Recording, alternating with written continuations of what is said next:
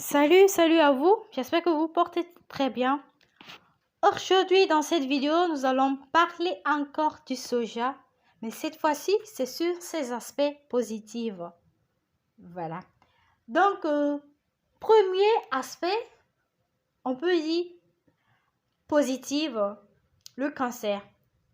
Il réduit le risque de souffrir différents types de cancers, notamment le cancer du sang, le cancer de la prostate et le cancer du côlon.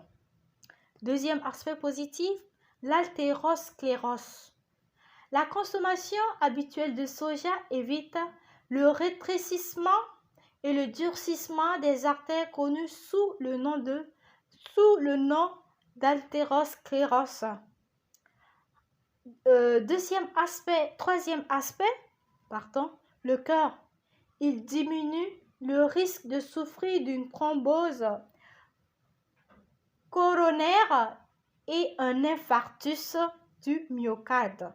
La consommation habituelle de soja évite l'athérosclérose et fluidifie le sang, ce qui améliore la circulation sanguine dans les artères coronaires. Voilà.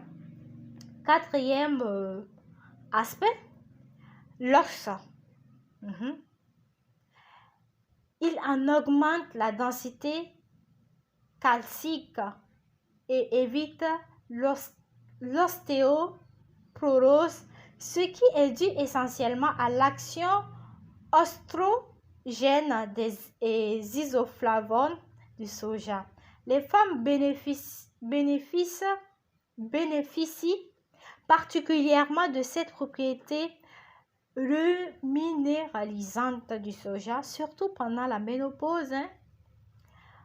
Il apporte des protéines en grande quantité plus que tout autre aliment végétal. Une grande quantité biologique, elle remplace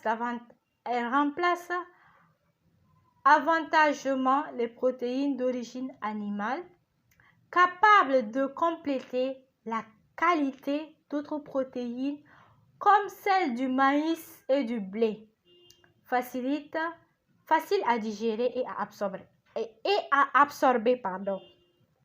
La consommation journalière d'une ration de soja pendant plusieurs mois suffit à en sentir les effets bénéfiques. Nous considérons comme ration par exemple un plat de soja cuisiné ou 2 verres de boisson de soja ou 30 à 50 grammes de tofu ou un bistec végétal à base de soja. Donc, on revient. Cinquième aspect, la ménopause.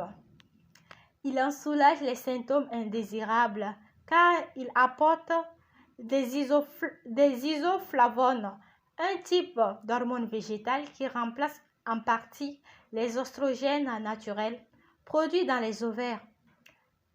Une plus faible production d'oestrogènes au cours de la ménopause est l'une des causes des troubles qui se produisent pendant cette période de la vie de la femme. Donc, cinquième aspect, le cholestérol. Le soja et ses dérivés ne contiennent pas de cholestérol, comme tous les autres produits d'origine végétale. De plus, ils sont riches en acides gras insaturés qui contribuent à réduire la production de cholestérol dans l'organisme. Ah ouais. Donc, abonnez-vous si ce n'est pas encore fait. Septième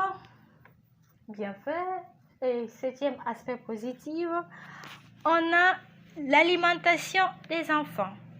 Le lait ou boisson de soja peut remplacer le lait de vache et les formules lactées pour l'enfant et permet une bonne croissance. Maintenant que vous connaissez les aspects positifs, les bienfaits du soja, n'hésitez plus à la consommer. Bien vrai qu'il y a ces aspects négatifs. Maintenant, à vous de juger. Voilà. ce que vous devrez prendre ou si vous ne devrez pas la consommer. Voilà, donc, mais toujours est-il qu'avant de prendre quel qu'en soit, consultez toujours votre médecin pour en savoir davantage. Quant à moi, je vous dis